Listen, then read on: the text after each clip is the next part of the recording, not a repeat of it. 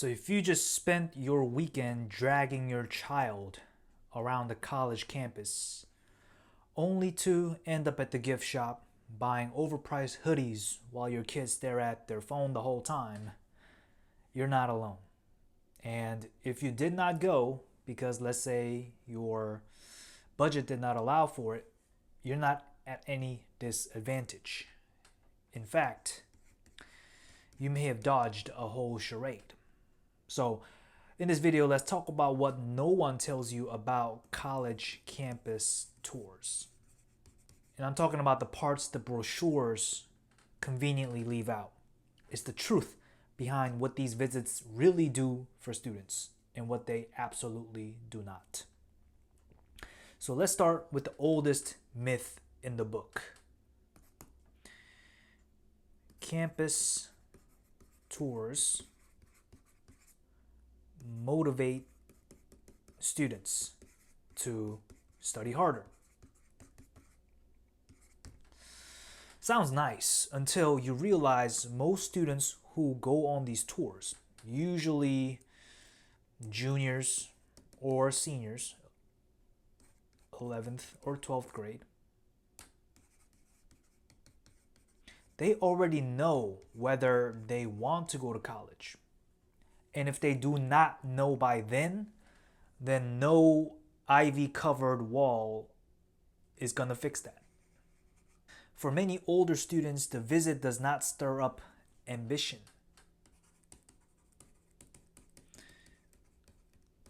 It actually stirs up anxiety.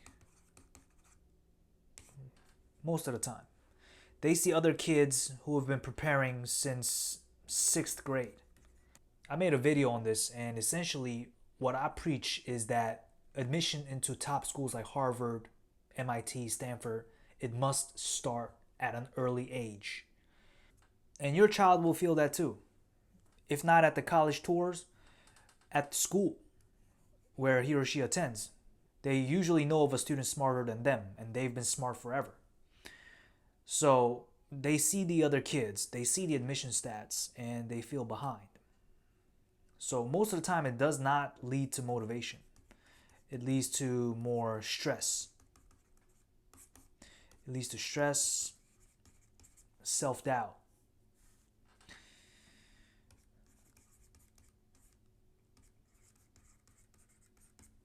Now you might be asking, well, so what if I take my kid earlier? Maybe you have a 6th grader. Your child just turned 13. Is this a good time for them to go to college tours? Well, that's the ideal age in theory. In reality, it's a lot different. I would say 95% of the time, your 6th grader cares more about the bookstore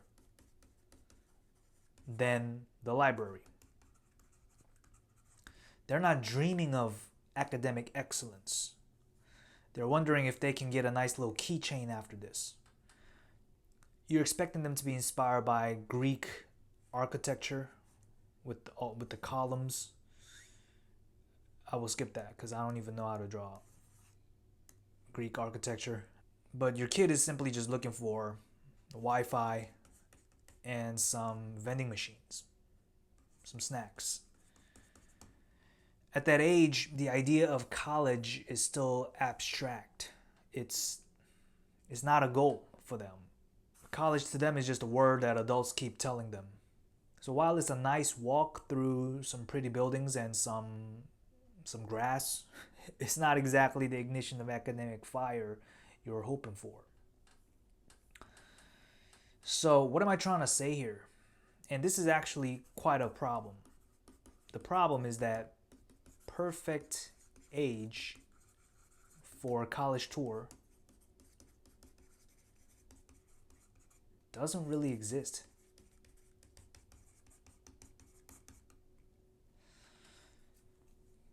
If your child is too young, it's irrelevant. If they're too old, it's demoralizing. The window of time when the student is both impressionable and has the time to act on it. Well, that window is very, very tiny. It might as well be a myth. And even if a student does get inspired on a tour, ask yourself what exactly inspired them.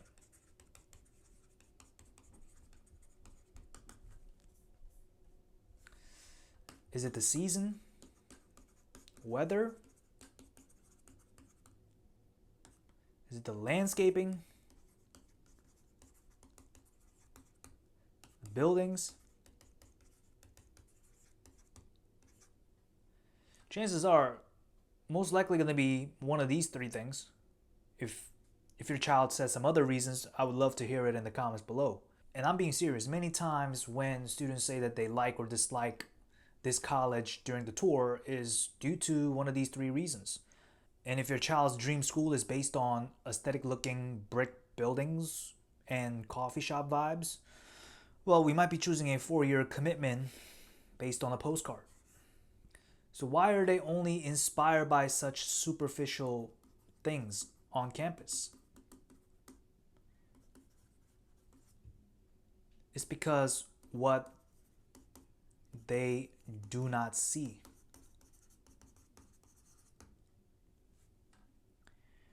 Because let's talk about who your student actually meets on a tour. On a tour, they meet admissions officers. They see a student guide who's memorized the same jokes for every stop. And maybe they peek into a classroom or a dorm. Now, you want to know who they will not meet? They won't meet the professors who will shape their thinking. They will not meet the researchers who will define the school's reputation. They will not meet the TAs, the teaching assistants, that actually grade students' work.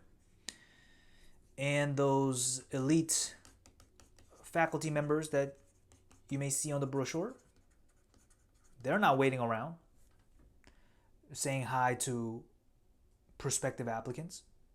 They're writing papers, getting grants, doing interviews. They might not even be on campus teaching undergrads at all. So this is the biggest point that I want you to take away on why college tours are mostly overrated. The reason is that the people who actually impact your students' education at Harvard, for example, they are nowhere to be seen during these college campus tours. So let's talk about real factors. The things that actually matter in college. Real factors that matter in college. It would be the quality of teaching. Not the brand name. I know you parents out there, oh, Harvard, yeah, that's a great name. That's a great brand. You need to look beyond the superficial. You need to actually look at the quality of teaching. Look into the credentials of professors that will be teaching the major that your child will pursue. Course availability. Is it the type of course that your child is passionate about? Campus support services.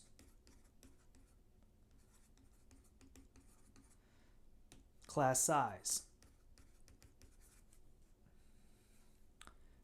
Internship access.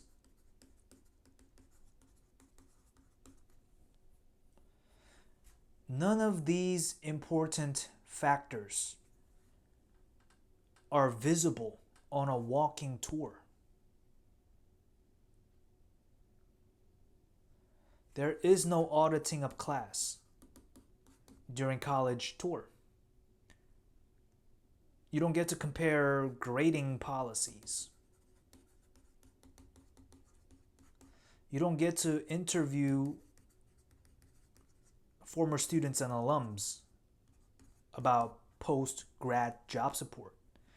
Instead, you just get a scripted stroll past manicured lawns, rec centers, and a 15-minute detour into the dining hall. It's not information that you're receiving at these college tours. You're getting marketed.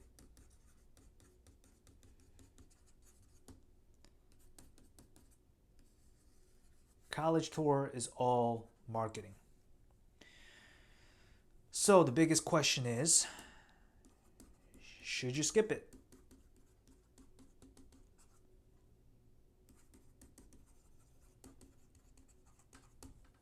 Should you skip college tours entirely?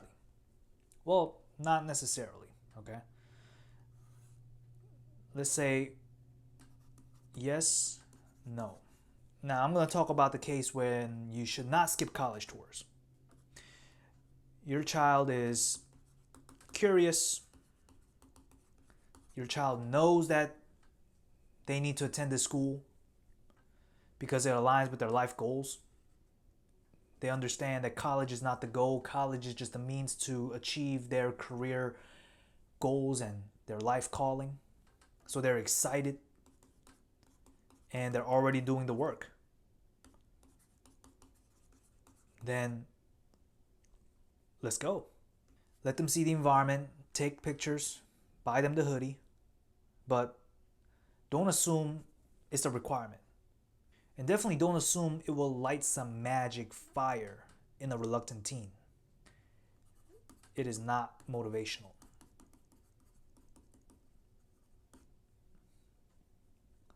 If your budget does not allow for it, let that pressure go. Your child will not be at a disadvantage. In fact, they might be spared from an expensive, overhyped, and emotionally misleading experience. College tours might be nice, but they're not necessary. And if you have been listening and paying attention this far in this video, then you know what most people don't. Most parents don't. So please share this video with another parent navigating this wild ride of college admissions. If you found this helpful, don't forget to like and subscribe. I will conclude this video by saying that college is not just a destination.